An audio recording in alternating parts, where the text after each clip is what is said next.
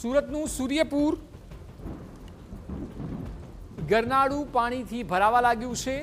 ગરનાળામાં પાણી જતા વાહન ચાલકો અટવાયા છે। ગરનાળાથી લઈને પોદાર આર્કેડ સુધીનો રોડ નદીમાં ફેરવાયો છે। રસ્તા પર પાણી ભરાતા ટ્રાફિક જામના દ્રશ્યો પણ સર્જાયા છે।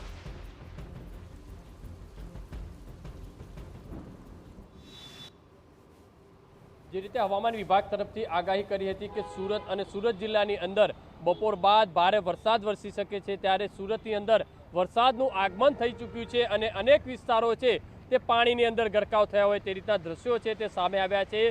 સતત જે વરસાદ જે વરસી રહ્યો છે ને તેના કારણે સુરતના વેસુ, પાંડેસરા, પીપલોદ આ તમામ જે વિસ્તારોની અંદર અત્યારે આ દ્રશ્યો તમને જે જોવા મળી રહ્યા છે કે ધોધમાર જે વરસાદ વરસવાના કારણે અનેક વિસ્તાર છે, અનેક જે રોડ છે, અનેક સોસાયટીઓ છે તે પાણીની અંદર ગરકાવ થયું છે। માત્ર એક જ કલાકની અંદર જે પડેલા આ વરસાદની પરિસ્થિતિનો જે છે તે દ્રશ્યો છે તમને જોવા મળી રહ્યા છે। અત્યારે આ વેસુ વીઆઈપી રોડ તરફ જવાનો, જે ભગવાન મહાવીર કોલેજ તરફ જવાનો આ જે રોડ છે, આ ઘૂંટણ સુધીના જે પાણી ભરાયા છે અને મહાનગરપાલિકા અને કલેક્ટર વિભાગ તરફથી પણ સતત એલર્ટ કરવામાં આવી રહ્યા છે। લોકોને બિનજરૂરી ઘરની બહાર ન નીકળે, કારણ કે જે ભારે વરસાદ હજુ પણ વરસી શકે છે ને તેના કારણે પરિસ્થિતિનો સામનો લોકોએ કરવો પડે ન અને લોકોને કોઈ જાનહાનિ ન થાય, કોઈ રેસ્ક્યુ ના કરવા પડે તે માટે લોકોને સતત સૂચન કરવામાં આવી રહ્યું છે।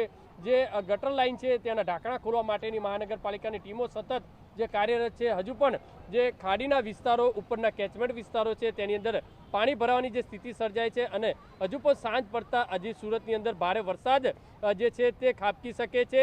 જ્યારે આ સામાન્ય જે ભારે વરસાદ વરસ્યો છે ને તેના કારણે આ પરિસ્થિતિ જે નિર્માણ થયું છે, જો સુરતની અંદર 3 થી 4 કલાક જો ભારે વરસાદ વરસે તો કંઈક પરિસ્થિતિ અલગ જોવા મળે। એટલે કે સુરતની અંદર જે અલગ અલગ જે વેસુ વીઆઈપી રોડ છે, પીપલોદ છે, અઠવા ગેટ વિસ્તાર, રાંદેર, વરાછા આ તમામ જે વિસ્તારોની અંદર જે પરિસ્થિતિ જે જોવા મળી રહી છે અને તેના કારણે અનેક જે પાણી ભરાવાના કારણે અનેક રોડ રસ્તા છે તે બંધ કરવાની સ્થિતિની આવી છે।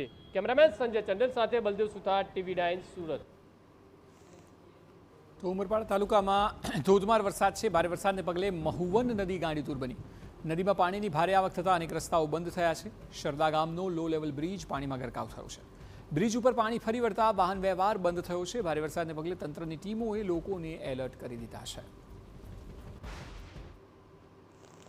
જે રોડ પર પાણી આવી ગયા છે એ પાણીના પ્રવાહમાં જોખમી રીતે પસાર ન કરે, તેમજ જે ઢોર ઢાંકર ખેતરોમાં બાંધીને રાખવામાં આવે છે એ ઢોર ઢાંકરને બાંધીને ન રાખતા છૂટા રાખવા, જેથી કરીને નીચાણવાળા વિસ્તારોમાં પાણી ભરાઈ જાય તો પશુ કે જાનહાનિ જેવો પ્રશ્ન ઉપસ્થિત ન થાય।